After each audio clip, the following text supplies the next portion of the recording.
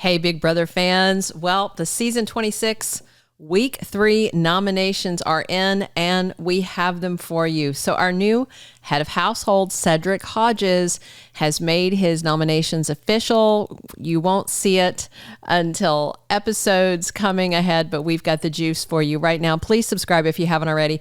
So it looks like Cedric is taking the path of least resistance. And can you blame him? He hasn't really made any enemies in the house just yet.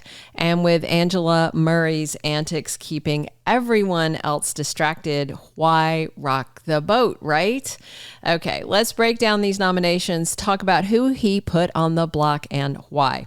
First up, to absolutely no one's surprise, we have got unhinged realtor Angela back on the block. I mean, at this point, she might as well have a permanent seat with a little reserved for Angela sign sitting on that nomination block. Am I right? Plus, she already told Cedric he can nominate her, but Angela asked that he do it directly. So she has 2 chances to fight her way off the block, the veto comp and the AI arena. Next, in the nominee hot seat, again, we have Kelley. Remember, I told you he was practically begging to be sent home. So it looks like Cedric is considering giving him exactly what he wants.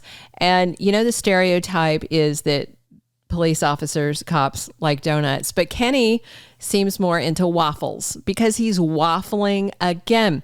After saying he wanted to go home, then he started telling Cedric and Tucker that he's going to play for the veto hard like he has been.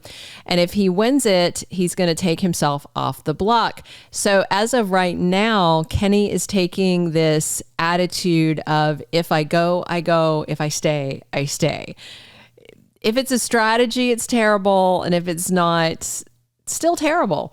So rounding out our trio of nominees under Cedric's HOH is Tucker Des Lauriers. Now get this, Tucker actually approached with the idea that he's willing to go on the block. He's willing to be a pawn again. And I guess he thinks maybe every arena challenge is going to be as easy as the last one, but there's another motive prodding him to do this because Tucker, Cedric, and Kenny have formed this little alliance, and Tucker told Cedric that to solidify it, he should put them on the block next to each other on Cedric's HOH. I mean, one way to look at it is that Tucker's getting a little cocky. Maybe he thinks them sitting beside Angela will keep him and Kenny both safe. But he also watched Lisa get blindsided. Heck, Tucker was helping to try and make the blindside happen because he hated her. On Chelsea's HOH, you know, Lisa thought she was a pawn sitting safely next to Angela.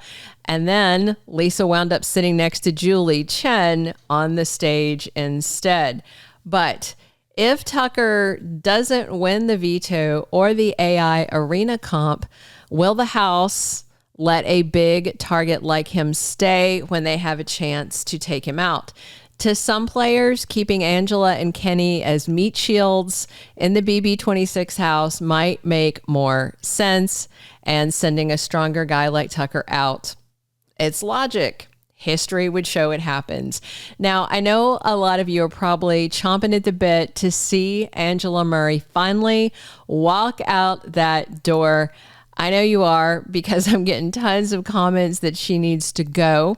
And Cedric did nominate Angela, but don't get your hopes too high, not just yet, because there's a good chance we may see a renom target this week, or everyone may decide to grant Kenny his wish and send him home to his family.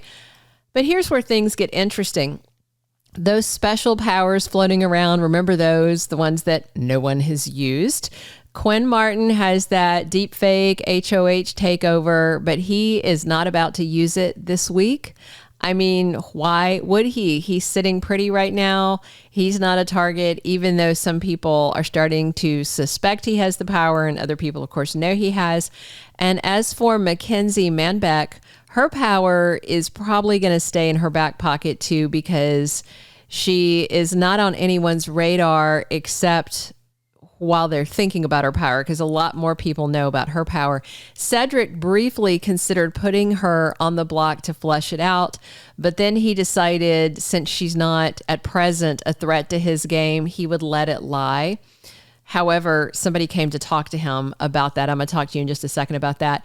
At this rate, production may need to light a fire under Quinn and Makensy, or somehow incentivize them to get them to use their upgrades. Otherwise, these powers are going to time out without them ever being used, because they're only good until week 4? What a waste. So, clearly Cedric seems to be taking a play it safe strategy for his HOH reign. And the problem is, safety this week, of course, comes at the cost of a big risk next week. And that's why he's also hesitant to put Makensy on the block, even though it would flush her advantage. Outgoing HOH Chelsie warned Cedric also that he may want to consider Leah as a replacement nominee, because she's been flirting with the guys while pushing for a girls' alliance. Chelsie says that Leah is playing everybody in the house, and if she wins the next HOH, she will probably put Cedric on the block. So, something for him to think about if and when he has to make renoms. As of now, with Tucker, Kenny, and Angela as Cedric's initial nominees for his HOH in week 3, is he making the right move? Or should he be making some bigger waves? Drop your thoughts in the comments below. And don't forget, we got the veto comp coming up on Saturday and the veto meeting on Monday. And I will be back here with you with all the juicy details and spoilers. So hit that subscribe button and turn on those notifications. That way you will know when we have more news for you. Thank you for being a loyal listener. Follow us wherever you get your podcast, because you don't want to miss the next episode. Soap Dirt is on all the major podcast platforms, including Apple Podcast, Spotify, iHeartRadio, and more.